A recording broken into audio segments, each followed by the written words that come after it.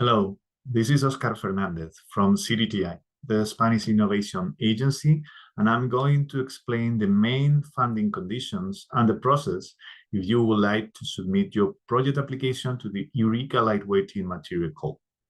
I belong to the Deputy Directorate of Technological Cooperation at CDTI, which is the unit that is taking care of all the international cooperation programs that we manage at CDTI. So before giving this information, let me just summarize what is CDTI for those who doesn't know us.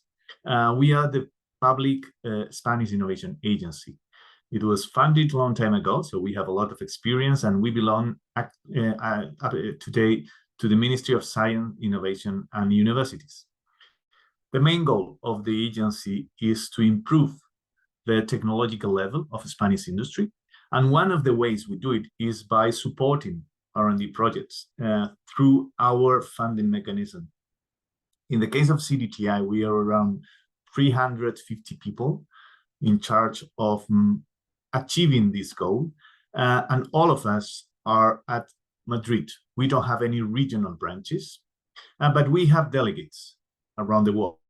We have 10 international offices that are taking care of around 50 countries, and they are providing support to both Spanish companies trying to go to those countries, but also to us, to the people in Madrid, in order to improve the performance of the different programs that we have with those countries, trying to make sure that the procedures are working well and we speed up all the processes as much as possible.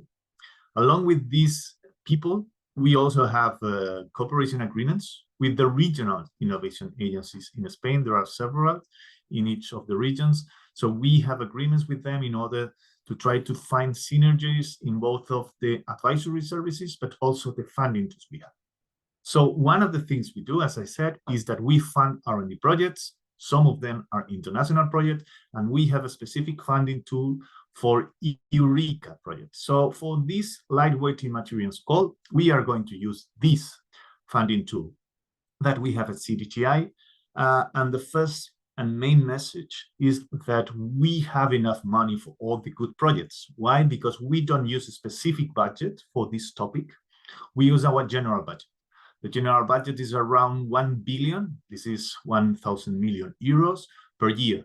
So we have enough money in order to support all the projects. It's not a competition. You just have to make sure that you are above the threshold, above the limits in order to get our funding support. What are the type of activities we support? Typical ones dealing with R&D. The goal of the project has to be a product, a process, or a service, market-oriented. And the TRLs are going between 4 to 6, even 7 in some cases. This is the type of projects, and these are the type of activities we can support with our funding tool. Other activities, such as dissemination of results, are not eligible for us. It, of course, can be part of a project, but this is not part of the eligible project. In our case, only the R&D activities are the one eligible for our funding. Another important thing you have to take into account is that we can only fund companies. Other entities, universities, technological centers, they have to be subcontracted by this company, or they have to self-fund. It's up to them to decide, of course, depending if they want to be a partner in the project or they want to be just subcontracted entity.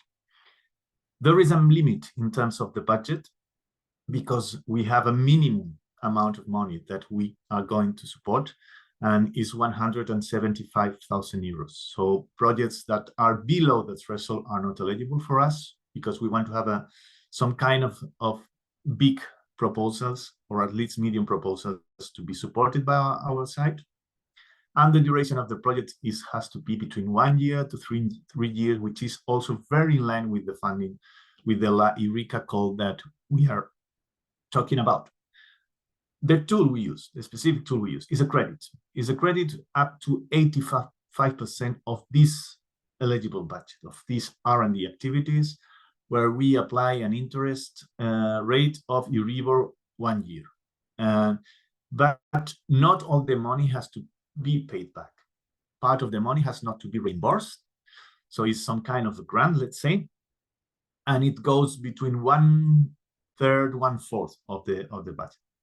One-fourth, 1/5 of the budget, depending if the company is a SME or a large. This is because it has the Eureka label. We provide better funding condition, higher non-reimbursable part to this credit. Afterwards, the company will have to pay back in 10 or 15 years this amount of money, except this part that has not to be paid back, as I say.